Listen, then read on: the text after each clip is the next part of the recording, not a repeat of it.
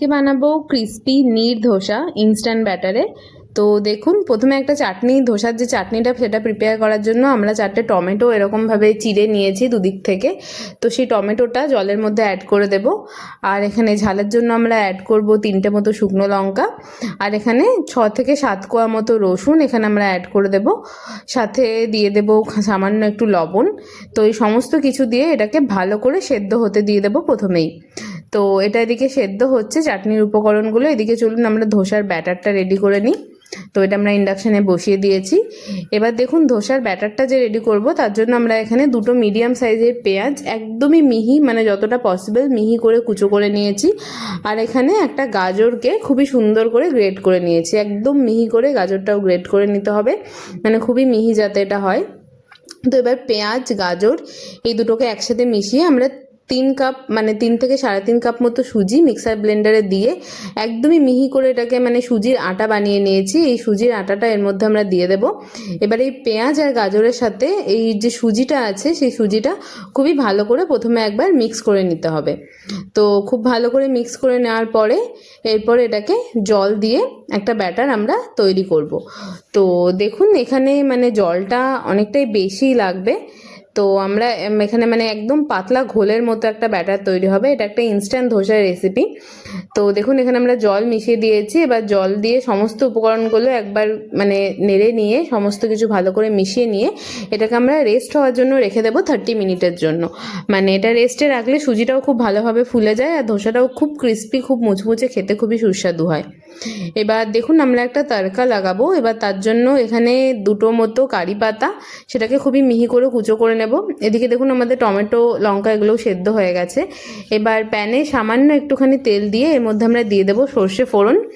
আর সর্ষে ফোড়ন দেওয়ার পরে সর্ষেটা আর কি ফুটে উঠলেই এরপরে আমরা যে কারি পাতাটা সেটাও এর মধ্যে অ্যাড করে দেব। এবার এই যে তড়কাটা আমরা দিলাম, মানে তেলে যে ফোড়নটা দিলাম সেই ফোড়নটা পুরোটাই ধোসার ব্যাটারের মধ্যে মিশিয়ে দেব। তো দেখুন 30 মিনিট পরে ধোসার ব্যাটারটা সামান্য একটু গাঢ় হয়ে এসছে। তো এবার আমরা এখানে ঝালের জন্য হালকা একটু লঙ্কার গুঁড়ো অ্যাড করব আর দিয়ে দেব স্বাদ মতো লবণ। তো এই সমস্ত কিছু দিয়ে একবার ভালো করে সব কিছু মিশিয়ে নেওয়ার পরে মানে দেখতে পাচ্ছেন ব্যাটারের কনসিস্টেন্সিটা, এই অবস্থায় আমরা আরও খানিকটা জল অ্যাড করব। মানে ব্যাটারটা খুবই পাতলা, একদম ঘোলের মতো একটা ব্যাটার হবে। তো দেখুন এরকম পাতলা, আর আরও খানিকটা জল অ্যাড করে নিয়েছি। তো এবার এটাকে ধোসাগুলো এক এক করে করে নেওয়ার পালা। তো একটা ফ্ল্যাট বেস প্যান এখানে নিয়ে নিয়েছি আর তার মধ্যে সামান্য একটু অয়েল ব্রাশ করে নিয়েছি। তো এবার এদিকে মানে প্যানটার মধ্যে চারিদিকে ঘুরিয়ে ঘুরিয়ে ছিটিয়ে ছিটিয়ে ব্যাটারটা দিয়ে দিতে হবে, যাতে একদমই পাতলা হয়। মানে এক জায়গায় ব্যাটারটা দেওয়ার দরকার নেই, এক জায়গায় দিলে জিনিসটা মোটা হয়ে যাবে। তো ওই জন্য মানে ঘুরিয়ে ঘুরিয়ে দিতে হবে। এদিকে দেখুন চাটনিটার জন্য এই যে সমস্ত উপকরণগুলো এগুলো সেদ্ধ করে নিয়েছিলাম। তো এই সেদ্ধ করা জিনিসগুলোকে আমরা এবার বেটে নেব হালকা একটু 2 চামচ দইয়ের সাথে। তো দেখুন আর একটা ধোসা আপনাদের দেখিয়ে দিচ্ছি। তো এরকম যে ব্যাটারটা দেওয়ার সময় প্রতিবার একবার খুব ভালো করে নেড়ে নিতে হবে, নয়তো সুজি একদম তলায় বসে যায়। তো এবার দেখুন হালকা একটু অয়েল ব্রাশ করে এরকমভাবে ছিটিয়ে ছিটিয়ে আমরা ব্যাটারটা দিয়ে দিচ্ছি চারদিকে।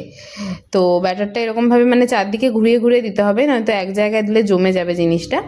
তো এরকমভাবে দেখুন চারদিকে আমরা ব্যাটারটা দিয়ে নিয়েছি, মানে যতটা বড় করতে চান আপনারা সেভাবে আর কি চারদিকে ঘুরিয়ে ঘুরিয়ে ব্যাটারটা দিয়ে নিতে হবে।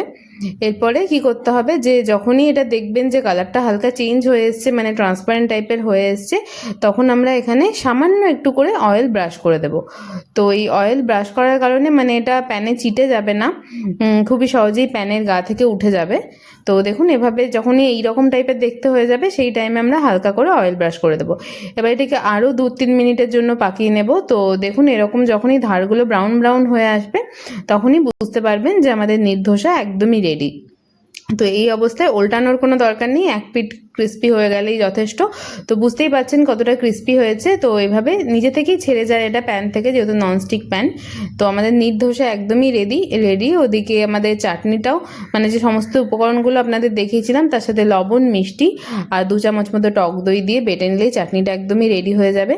তো গরম গরম নির্ধোসা অবশ্যই বাড়িতে ট্রাই করবেন আর আমাদের জানাবেন কেমন